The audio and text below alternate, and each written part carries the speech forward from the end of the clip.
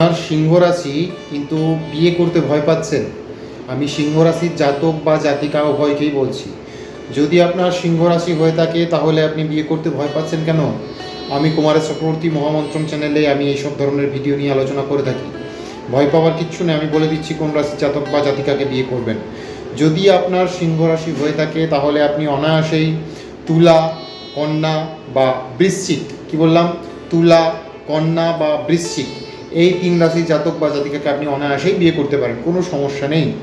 যদি আপনার বিবাহের সম্বন্ধ এসে গিয়ে থাকে অনায়াসে আপনি বিয়ে করে ফেলুন, কোনো সমস্যা হবে না। আপনার 2026 কেন, আগামী কয়েক বছর, মোটামুটি 7 থেকে 8 বছর কোনো সমস্যার সম্মুখীন আপনাকে হতে হবে না।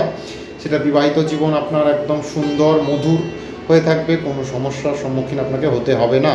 এরকম ভিডিও যদি আপনি দেখতে চান তো অবশ্যই আমার সঙ্গে থাকুন, মহামন্ত্রম চ্যানেলের সঙ্গে থাকুন। সবাই ভালো থাকুন, নমস্কার।